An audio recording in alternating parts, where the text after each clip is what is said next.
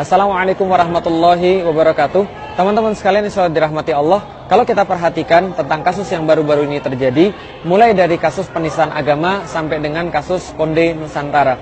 Pelakunya itu-itu saja, mereka satu grup, mereka satu kelompok. Kelompok yang bermain pun adalah kelompok itu-itu saja, organisasi yang berada di belakangnya, pendukungnya pun juga itu-itu saja. Kenapa? Karena ada sesuatu yang harus kita baca di sini. Apa yang sangat mengkhawatirkan? Ada satu narasi berbahaya yang senantiasa mereka ulang-ulang, yang mereka coba lakukan untuk menghilangkan Islam daripada Indonesia. Apa narasi yang mereka lakukan? Narasi yang mereka lakukan adalah membentur-benturkan, lalu kemudian mengkonfrontasikan antara negara dengan agama. Seolah-olah agama itu tidak boleh masuk dalam negara, dan negara itu tidak boleh mencampuri agama. Jadi kalau seandainya Anda pilih negara, maka Anda harus meninggalkan aturan-aturan agama. Dan bila Anda ingin teguh taat pada aturan-aturan agama, maka Anda tidak boleh bernegara.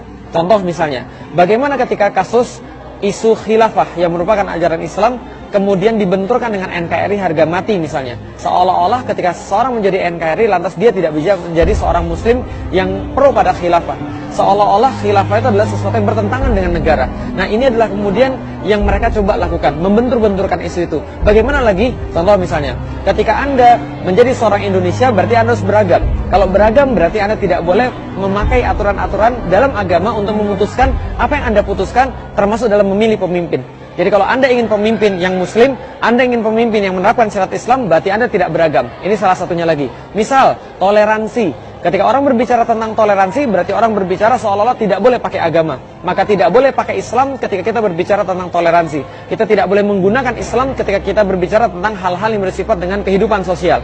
Ini yang disebut dengan sekularisasi. Yaitu adalah sebuah proses memisahkan antara agama dan kehidupan. Jadi agama tidak boleh dipakai kecuali hanya pada hal-hal yang bersifat privat, seperti sholat, puasa, haji, dan di masjid. Maka mereka katakan, agamamu simpan saja di masjid, sedangkan di negara ini tidak usah pakai agama karena kita beragam. Karena kita tidak semuanya muslim, karena tidak semua bisa menerima syariat Islam. Ini yang mereka lakukan, yang merupakan racun-racun pemikiran, mereka suntikan pada generasi-generasi muda, dan mereka berharap dengan itu, mereka bisa menghilangkan Islam daripada Nusantara. Apa yang terjadi ketika Islam dihilangkan daripada Indonesia? Apa yang terjadi ketika Islam dihilangkan daripada Nusantara? Yang terjadi adalah orang-orang tidak punya lagi sebuah sebuah imun akan sebuah kezaliman. Mereka tidak punya cara untuk melawan kezaliman. Kenapa? Karena Islamlah yang membuat mereka berani untuk memperjuangkan kebenaran dan keadilan. Karena Islamlah yang senantiasa hadir di garis depan, membentuk para kesatria-kesatria yang kelak akan melawan setiap kezaliman dan ketidakadilan. Yang mereka inginkan, mereka menginginkan semuanya diam terhadap kezaliman, semuanya diam terhadap ketidakadilan, sehingga mereka bisa berkuasa dengan bebas, mengeruk kekayaan negeri, lalu kemudian berpihak pada pengusaha-pengusaha, dan mereka tidak sama sekali peduli pada umat, apalagi kemudian pada aturan-aturan Islam. Ini narasi yang sangat berbahaya yang ada pada seluruh kasus penistaan agama, termasuk baru-baru ini ketika ada puisi yang sangat menyinggung Islam, semuanya sama.